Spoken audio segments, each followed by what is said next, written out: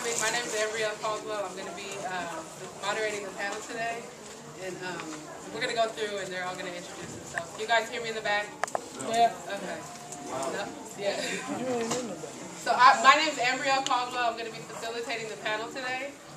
So the goals of the panel are to kind of interrogate the constructs of race, gender, and sexuality as they intersect in the lives of men of color. And then talking about making the identification as a male feminist of color and what that means. So we're going to go through and introduce. You guys go ahead. Let's talk about it. Hi everyone, my name is Flores. And, you here? Okay.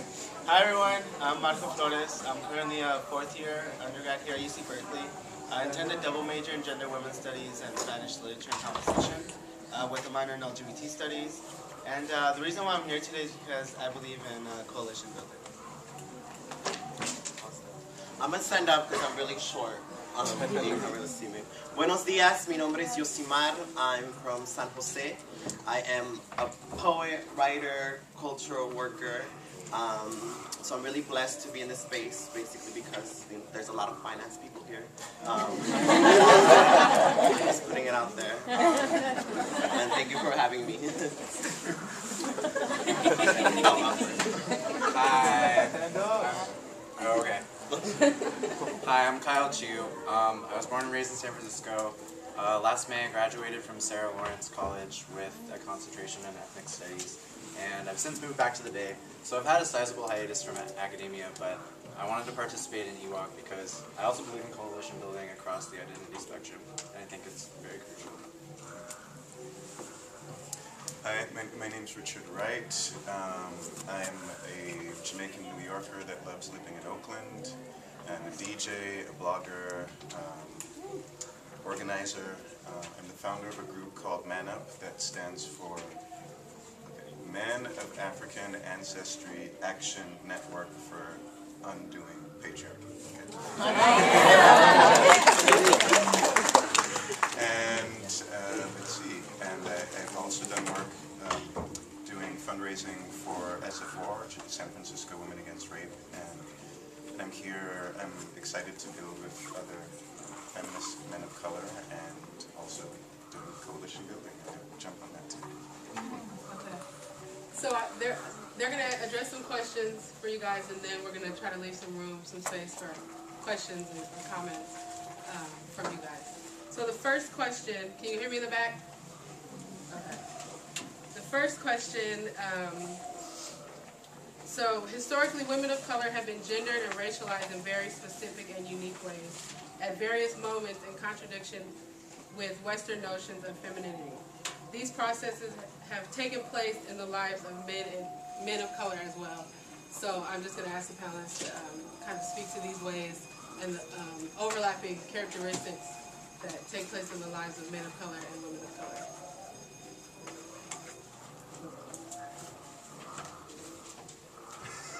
Specifically men of color. Yes.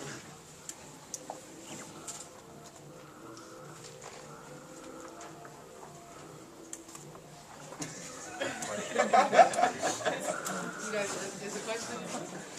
Does it make sense? The question I'm asking? It doesn't make sense. This is so deep.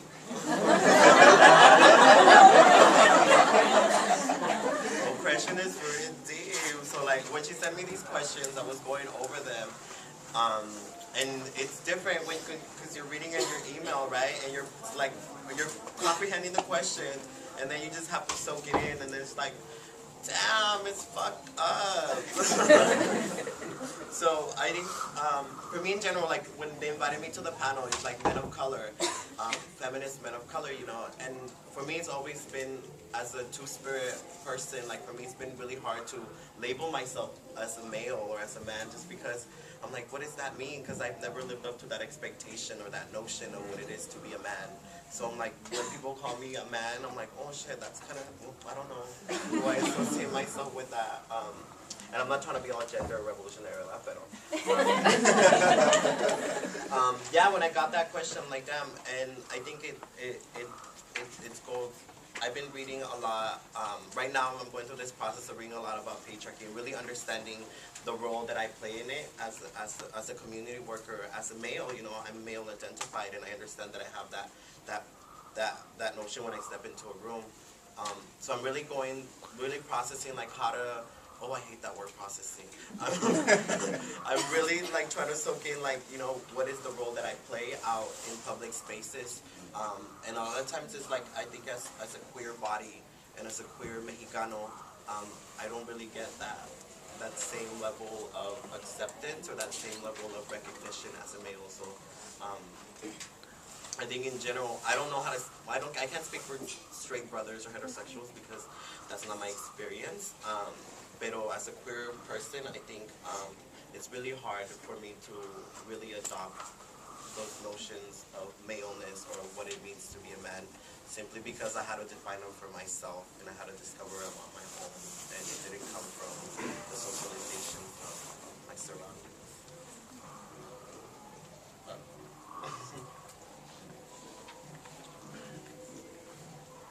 That's good. I think even for me, I'm just speaking from my own experience as like a heterosexual woman, and my access to femininity and its limitations, even as a heterosexual woman.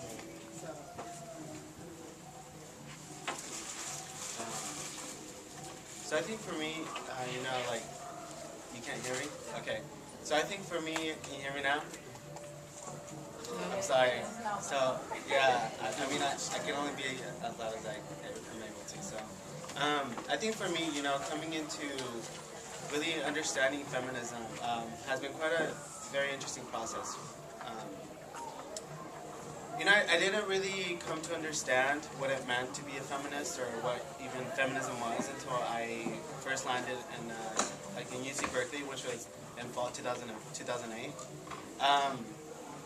And yeah, like, you know, like, I think one thing that I have a very difficult time is, you know, how do I put feminism into practice when it's so theoretical, like so heavy in theory and so, like, you know, rich and just in like a lot of issues that are happening, and how do we go about approaching issues, and, you know, how do we go about proposing solutions to these issues?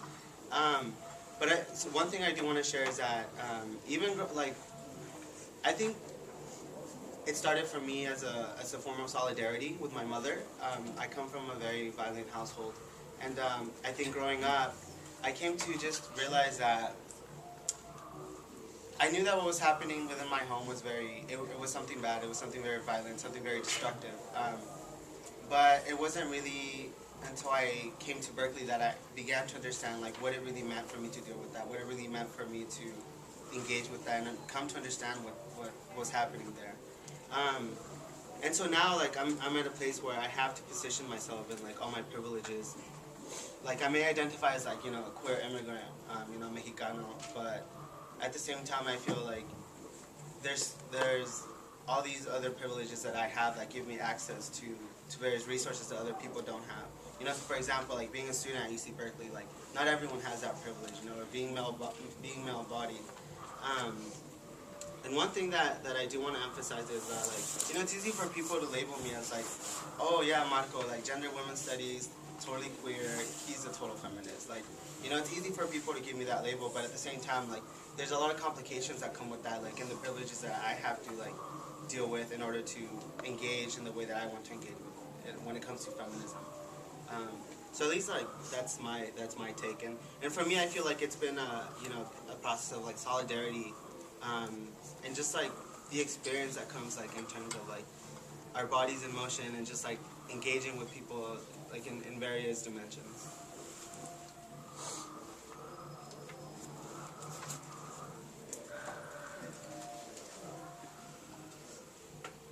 Okay. Well, I guess I could speak to the piece from a heterosexual experience.